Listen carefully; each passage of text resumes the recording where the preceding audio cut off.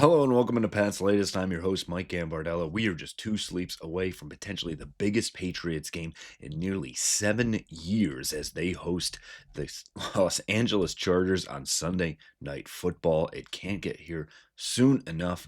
But before we get there, we have the MVP stat of the day, as always, for us. A look at the injury report, what's really going to swing the difference in this matchup against the Chargers, trying to get a win in the wild card round on the path to the playoffs. And we won't even say it, but getting further in the playoffs, and what the Patriots injury report means for the rest of the team, and what are the key matchups we need to look for. We'll get into everything really quick, but as always, a huge thank you to our subscribers. If you haven't yet, think about going down, hitting the subscribe button so you get the latest Patriots information to your inbox each and every day as we continue to grow out Pat's Latest, this wonderful channel that's brought so much, and we continue to bring you everything here. Also, get in the comments, let us know your questions. We'll answer them here on the channel, and what you think the final score of Sunday's matchup will be. Also, let us know, obviously, if you're here, you probably think Drake May is the MVP, but let us know why you have him ahead of Matt Stafford. And you can chime in on our Patriots MVP stat of the day. And with this debate going back and forth, and I think had Matthew Stafford and the Rams actually caught the Seattle Seahawks for first place, this would be a much different debate. And yes, 46 touchdowns versus 30s for Drake May is a huge difference. And I think there is something that really starts to shift the scales a little bit. And it's not just all the other stats that go Drake May's way. It's that Matthew Stafford has the most touchdowns in NFL history from the 1 yard line in a single season. He has 4 more TDs from the 1 yard line than anyone in league history.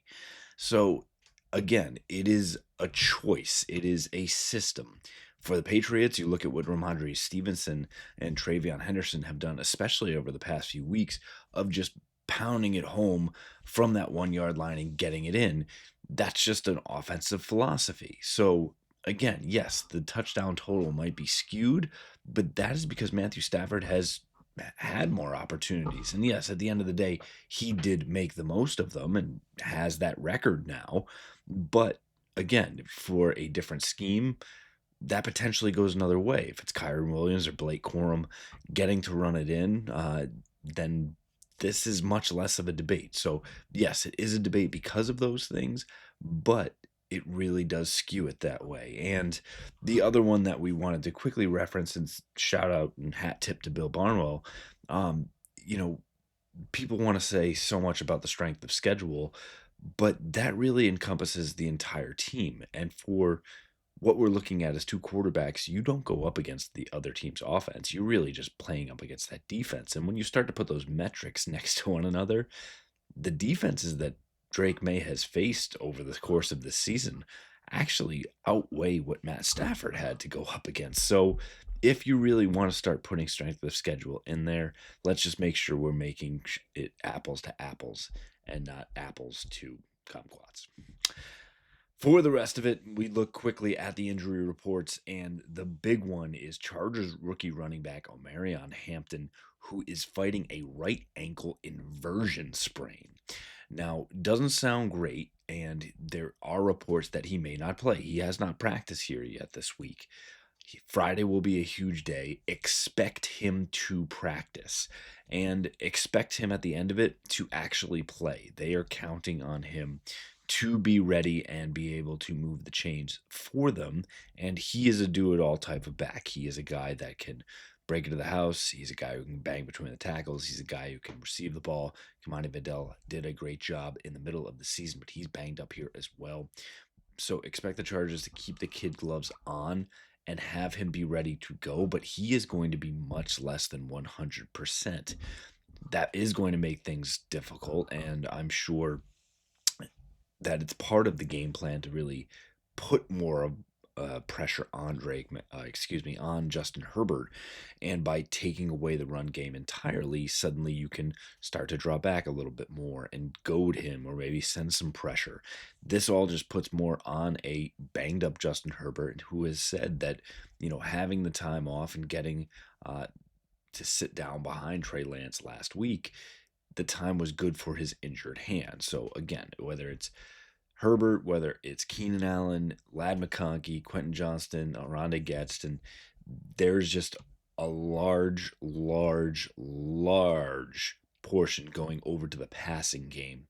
And I think for both teams that we will get into in just a little bit. But first, we'll go to the passing game for the New England Patriots as the latest injury is Kayshon Boutte popped up on the injury report late on Thursday night. He missed practice with a hamstring injury. He was not on the report Tuesday, Wednesday. This is very much similar to the same hamstring injury that kept him out 2 games earlier this past November. And this is not what you want to see heading into the biggest game of the year, just a couple days away. Now, yes, they've had to play without him previously with a concussion, did come back and started to work his way back in. And Drake May has shown this year that he's not targeting specific wide receivers. He's going to play within the route tree and hit the open man. And yes, Stephon Diggs is wide receiver 1. And for all intents and purposes, Hunter Henry operates as your number 2 receiver. But this means that Austin Hooper, Pop Douglas, Kyle Williams, and yes, even Efton Chisholm are going to have to take on even more. Because even if Kayshon Boutte is cleared and does play, the same way Marion Hampton is not going to be 100%, and you're going to have to pivot and do things a little bit differently. Drake May, the offense, Josh McDaniels, Mike Vrabel are going to have to recognize that and do things differently. I think there is much less of an impact because Omarion is the bell cow for the Chargers' rushing attack, while Kayshon Boutte can be a star wide receiver at times for the Patriots. The way that this offense functions and the way that Drake May plays, there is less of an impact, though still will be a determining factor. So hope that he can get at least a partial practice in today, a walkthrough on Saturday, and hopefully be dressed and ready come Sunday. For the rest of the Patriots injury report, good news that Robert Spillane had a full practice and is good to go. Expect him to be dressed, potentially starting in that game alongside Jack Gibbons, the linebacking core, looking healthy at the right time. Some limited practices for Alex Austin with his wrist. Boutte we just talked about. Harold Landry got in another limited practice. You would like to see that full. Potentially could do more today, but is trending in the right direction. Guard Jared Wilson in concussion protocol got a limited practice, had the red contact jersey on Wednesday, so continues to progress. Will be very interesting to see what the decision is at left guard. Could there be a rotation even between Ben Brown and Jared Wilson there? Some players who are also out. Some bad news we set for Landry not getting the full, but at least one. Kairos Tonga did not even practice, and it is trending like he will not be available for this game. We'll see what happens later today and on Saturday. Additionally, Garrett Bradbury and Vidarian Lowe both did not practice on Thursday, but that is due to illness, so likely that both will be available if needed.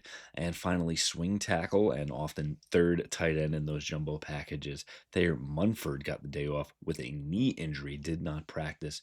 Another one to keep an eye on because Josh McDaniels and Mike Vrabel have really liked those jumbo sets as of late and have had such great success with the run game come alive with Ramondre Stevenson and Travion Henderson. So hopefully all of that can get sorted here and Saturday before Sunday is upon us. We are just waiting. It's been the longest week of the year, but we'll continue to bring each and every update your way as the Patriots look to take care of those Los Angeles Chargers on Sunday Night Football.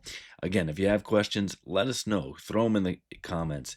Let us know if you think this is going to be close. Is it going to be a blowout? Will the weather play a factor? There's a lot going on, and we'll continue to dive into it all. And give us that like if you like what you hear, and check out our old episodes so you know exactly what's going on with your favorite team as we continue to bring you everything here on Pat's Latest. Fight on, Foxborough.